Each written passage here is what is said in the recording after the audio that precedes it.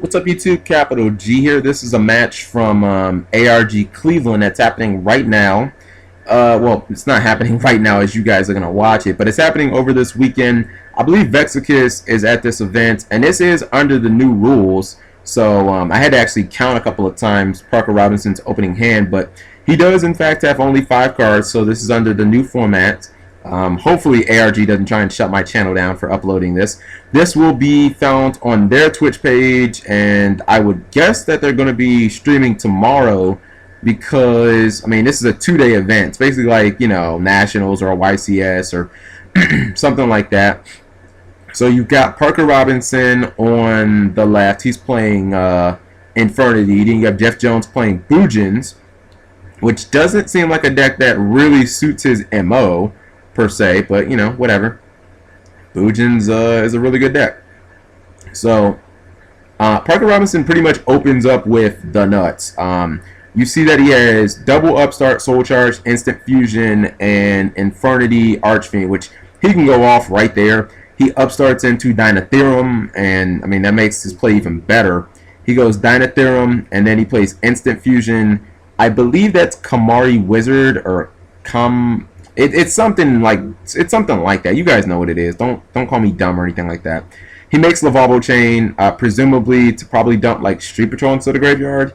Maybe. It looks like he's struggling as to what he wants to detach. I don't really think that it matters, to be honest.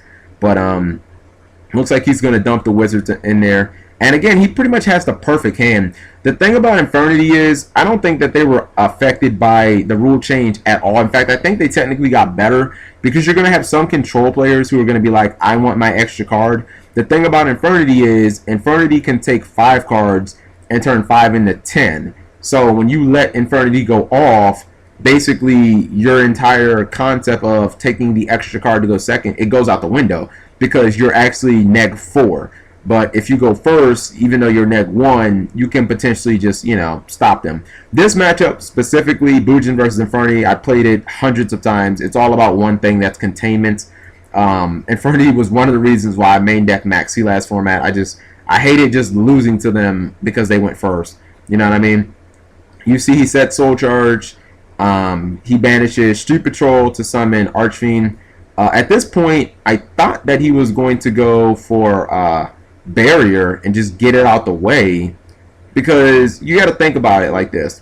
Obviously he can make a second Lavabo Chain.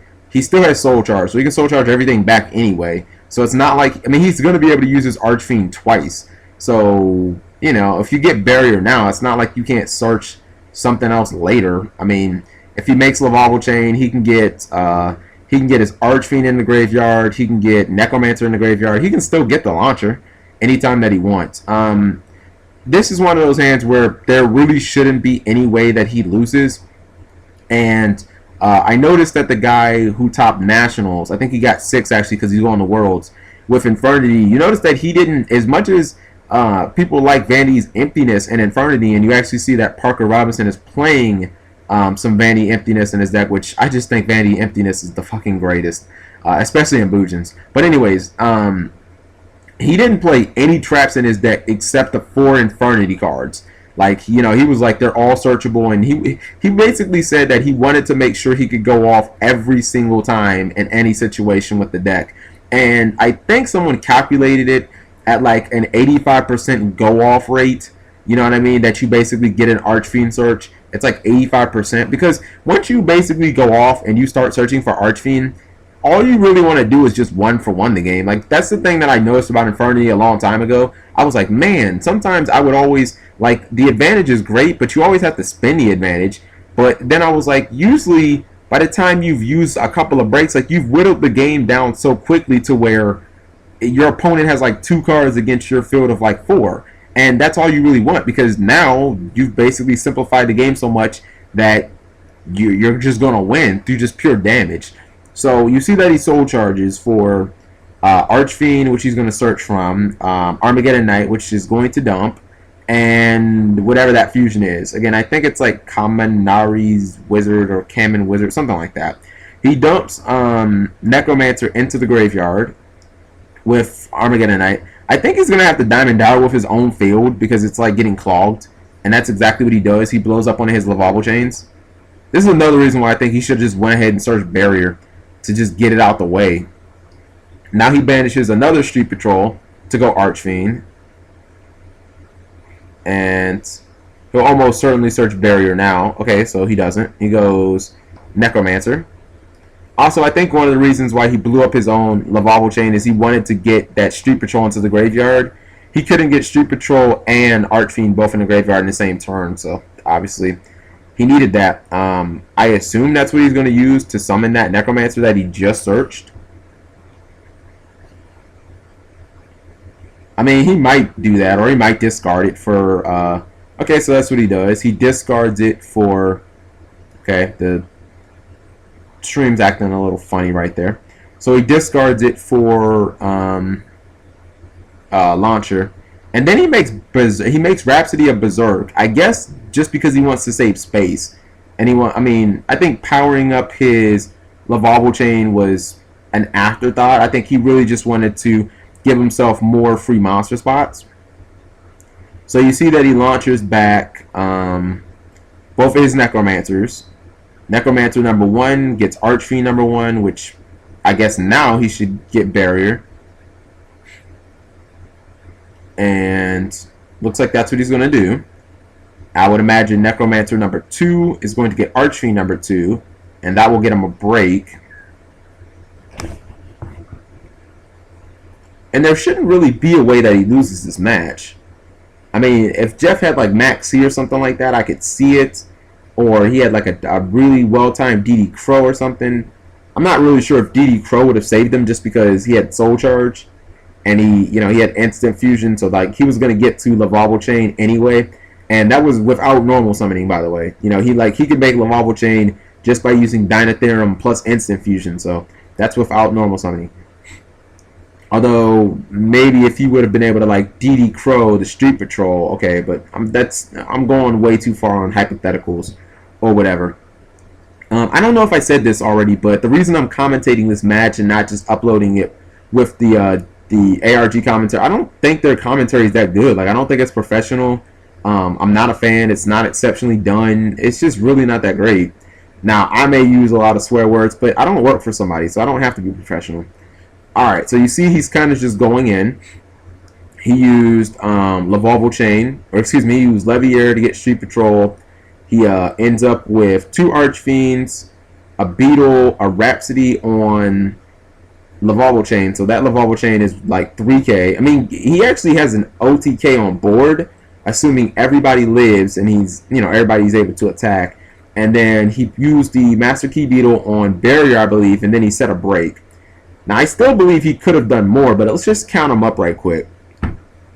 He has 5 monsters on board, 3 in the back row. That's 8 cards. He started with 5. So if you went second against Infernity thinking, well, I'll just go +1, technically you went -2. So, like, that's why I think Infernity might actually be better right now than it was before. Now, it actually has his life points at 7,000, which I don't get because I'm pretty sure he played Soul Charge for 3. So he should actually be at 3,000. Or excuse me, he should have taken 3,000 and he should be at 5,000.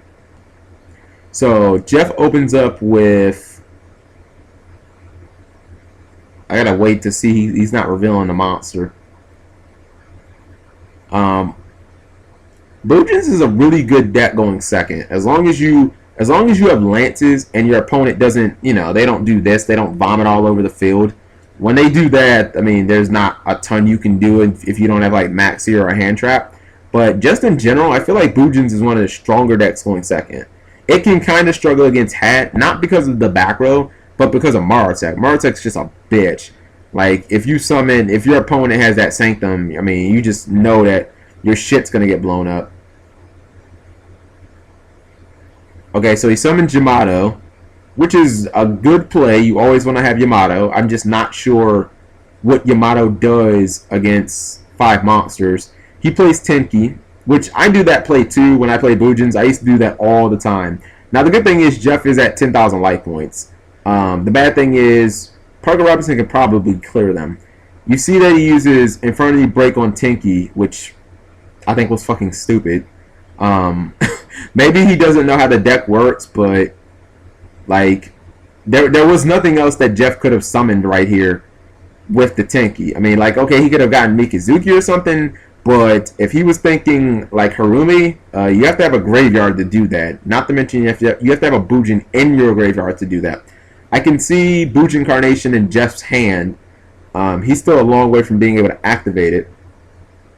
I think that Parker Robinson completely whiffed on the Parker Robinson completely whiffed on that Tenki. I mean, I guess he thought like, okay, with the Tenki, he could just attack over my Archfiend. I guess that's what he was thinking. But I don't know. I think I would have saved my break, to be honest. If I lose an Archfiend to battle, I'm really not that concerned because all I have to do is activate Lavalval Chain and then just dump a Eris into the graveyard, and it's like I can just get another Archfiend anyway. Like, he should still have one Archfiend in his deck because we've only seen 2. Unless, wait. If I think it could actually be under the It could actually be under the Master Key Beater. It wouldn't matter because even if he didn't have another Archfiend, he could just dump Eris and he could search Archfiend's Labyrinth. So I mean, his one Archfiend on field would jump to like 2,300 attack. So, anyways, Jeff dualities for Book of Moon, Turtle, and Wiretap. Pretty decent options there. Obviously, Turtle, we can just forget about that. But with Wiretap, you can Wiretap the barrier. So, but you need a strong follow-up play. Otherwise, Wiretapping the barrier doesn't do anything. He chooses Book of Moon. And I wonder what he's going to be able to do.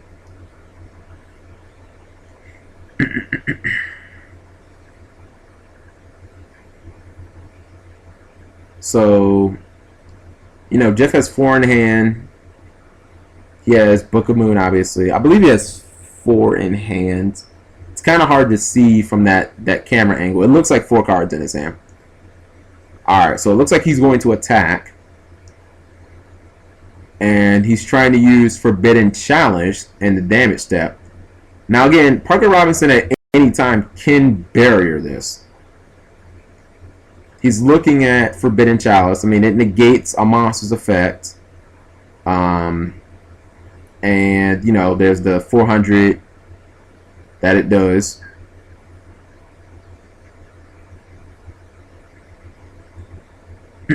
I believe it negates a monster's effect and it what's it called? And it loses 400 attack. I know that you can use it in the damage step. It's a really good card, actually. I like the fact that the main reason I ever messed around with it is because you can use it on flip effects. Like, you could attack like a Raikou or something, and then you could, like, use it in the damage step to make sure like Raikou couldn't, use his effect or whatever. So he uses Book of Moon on the Archfiend. Now here's the interesting thing. He could, like, if he had Dark Hole or something like right now, he wouldn't be able to barrier it because he doesn't have a face-up Archfiend. So now Jeff goes to the end phase and he dumps Turtle in there, or excuse me, he dumps Hare in there. Although my concern is how the hell is he going to live through this turn? I mean, the Lavalval Chain is 3,000 attack. Master Key Beater was 25. He still can activate Levier. I mean, I'm not sure if I see a way of Jeff surviving this. I mean, as long as Parker Robinson plays smart, he should be able to win this turn. Okay, so he summons Monk after flip summoning Archfiend. He goes into the Sailboat. He's going to detach Archfiend. Now, in doing so, he does take away his option of using Barrier. Jeff could have, like, runner options. Well, no, we know one of the cards in his hand is Bujin Carnation. He could have, like, Effect Veiler, and, he could have, like, drawn it last turn or something. If he had Effect Veiler, the Sailboat would not be able to attack, and then he could save himself from attack by using Hare, obviously. Now, he's going to activate Hare, knowing that his Yamato is going to die anyway. He does that because he has Carnation, so I guess he figures if he can live, then he'll still be able to potentially, you know, do big damage next turn. It just depends on what his hand is. The thing about Bujins is you want to kill Bujin players because at any time they can Carnation you, and when they Carnation you, it's as simple as getting Susanoo and fucking up your entire field. Let's say he used that Bujin Carnation, which he took 1,000 by the way from Sailboat's effect. If Jeff actually survives this, he could easily come back and win this duel. And it looks like he actually did survive. Because think about this. If he uses Bujin Carnation, right? He has 100 fucking life points. He can make Susanoo. He could get himself fucking Crane. He could attack this. He could attack this. He could attack this. And then he could Crane that. Like, do you know how much fucking damage that is? That's a ton of damage. I won so many duels that way. And wow, he shows him honest. And Parker Robinson is probably fucking pissed. I mean, you're talking about he was +2. He had a barrier and a break, and he still loses. And look at Jeff. Look at his face. He's like, yeah, I stole one, dog. I stole one. And I tend to do that, too, a lot of times with Bujins. If I have Carnation, I'll just play it, and then I'll show somebody game. I don't go through the plays. I'm just like, all I'm going to do is get Crane. I'm going to attack, then Crane you for game. If you don't have like a debunk set. And we knew that his card was a barrier, which he searched, but he never even activated it. It's still beyond me why he used break on that Tenki. Like, I think that was a really stupid play. I just didn't understand it, to be honest. So it looks like they're siding up, and honestly, I don't understand how you could think anything other than Parker Robinson just threw that game away. Like, realistically, he gave that game to Jeff Jones.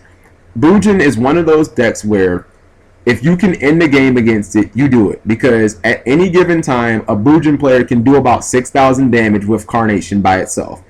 If they have multiple cards, like let's say they just have Carnation. If you have a field, especially of like low monsters, you can do about 6,000 damage. Now, for some reason, it says ads in progress. Stay tuned. Okay, so here's what we do with that. We fast forward, we rewind a little bit, and then we wait for the match. Okay, there we go.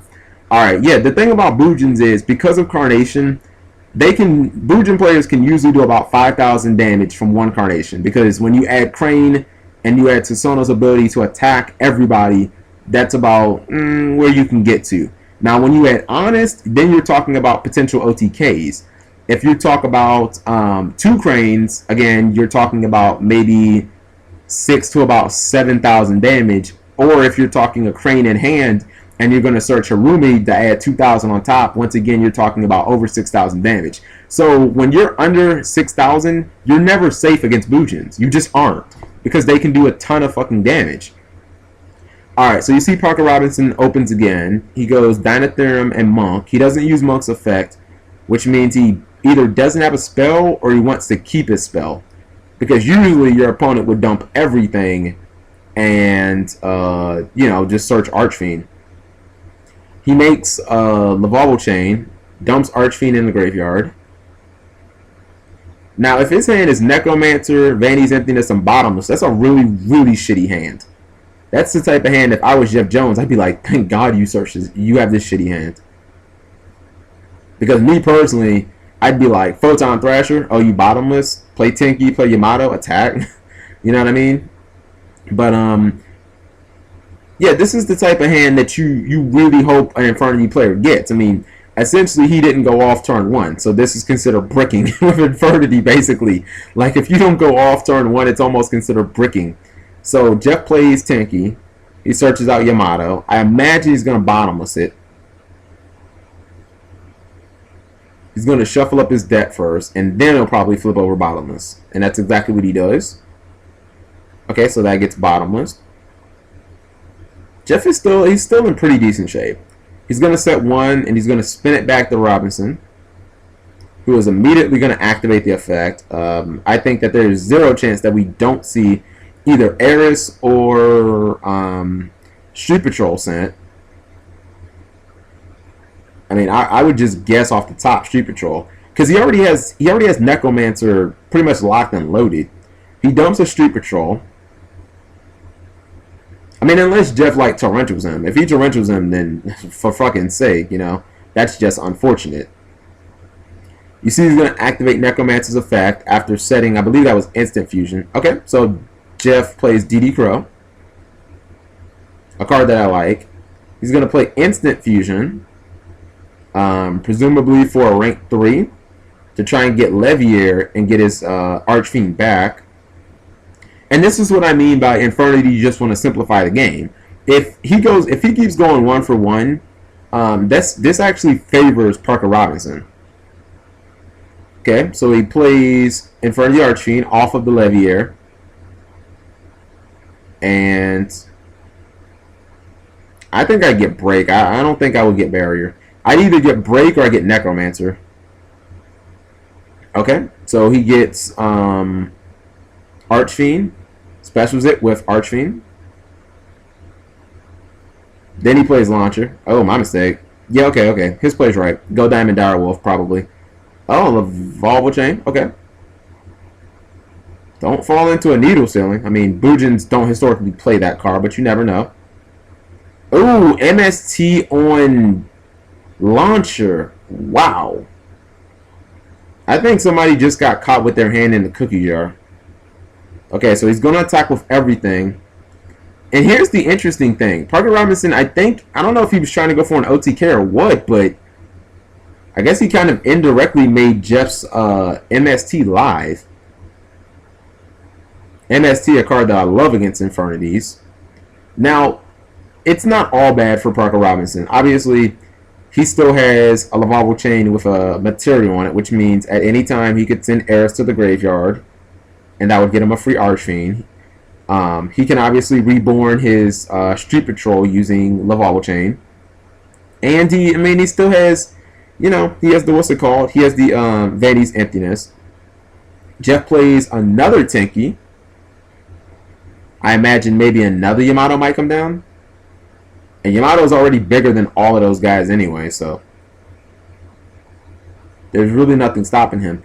Although, I'll say this, Jeff is really only one decent trap away from winning this game. Like, if he has like a Trap Trick Chapel Nightmare, he'll probably win. Because if he attacks the Levier right now, the 2 Lavalval Chains aren't that big of a threat. Now, I imagine that Jeff is probably going to attack either Lavalval Chain or Levier. If he has something like a Black Horn, I would attack Lavalval Chain because I feel like it opens up more plays. If you attack Levier, like all Levier can do is just get Street Patrol back. You're not going to beat me up with Street Patrol. All you're going to do is exceed with it. So if I have a way to stop the exceed, then I don't really care about it. But with Lavalval Chain, I mean, you can send Eris to the graveyard. That can get you, Archfiend Labyrinth, whatever. So I feel like there's more plays and stuff there. He just attacks over the Levier. I wonder if Jeff has any purple cards. He really hasn't been setting anything in his back row.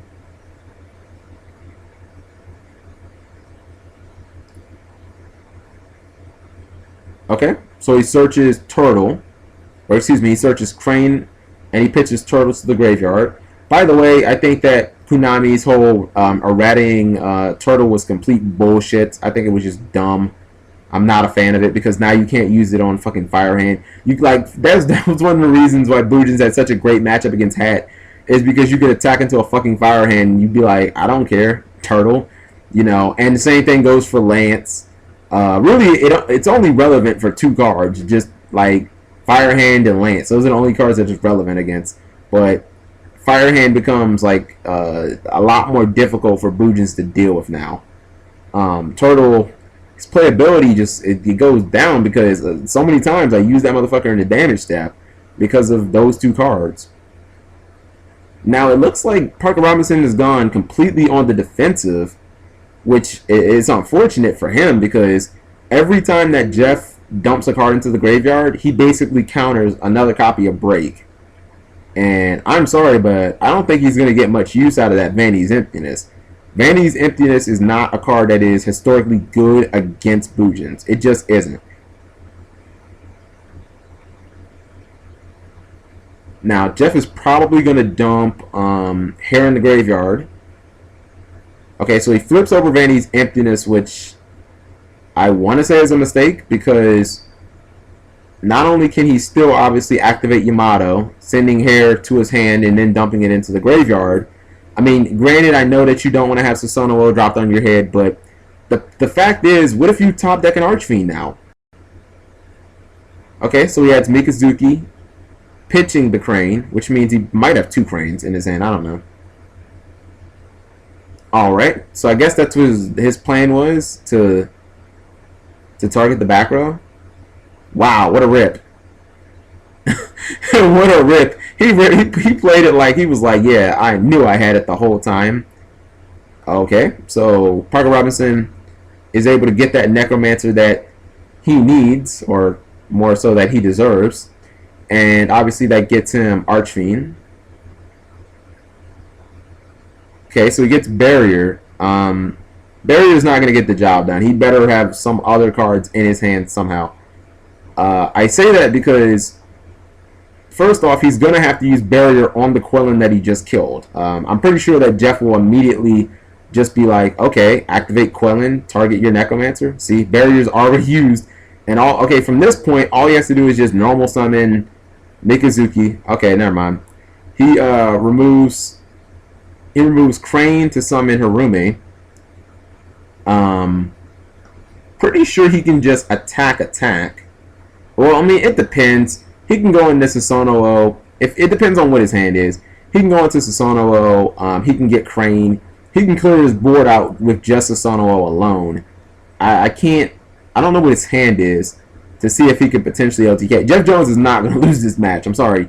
You don't go with that field. Even if he didn't go Susanoo, his field would not only die, but he'd get a free Carnation and he'd get a free hair in the end phase anyway. There's no coming back from that. His only way to come back from that would obviously be Soul Charge. But with all Jeff has to do really is just beat him down far enough to where Soul Charge is going to be a non-issue. And I believe he's going to go Susanoo and get Crane. Now Jeff is playing Kaiser Coliseum. I don't like. Oh no, he goes to Rumi. Okay. Yep.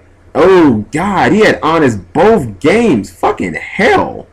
Now I'm not really a huge fan of Kaiser Coliseum. Like, it's a great card, don't get me wrong. It's just I felt like the playability of that card died when Fire and Ice Hand came out, because people just crash, and you lose your Kaiser. Even if you keep your Bujin monster, you still lose your Kaiser. Now I'm not 100% sure what they're talking about, but in game 2, it really looked like Parker Robinson kind of bricked hard, and Jeff had some adequate tools. Game 1, Parker Robinson, I'm sorry, you threw that game away, buddy. You don't give Bujin's a shot like that. You got your opponent to 100 light points. You got to be able to close that deal, dude. So Jeff Jones takes down what I believe to be one of the stronger decks of the format. Thank you guys for watching as always. Give the video a big thumbs up. Remember to subscribe and check out my Kickstarter.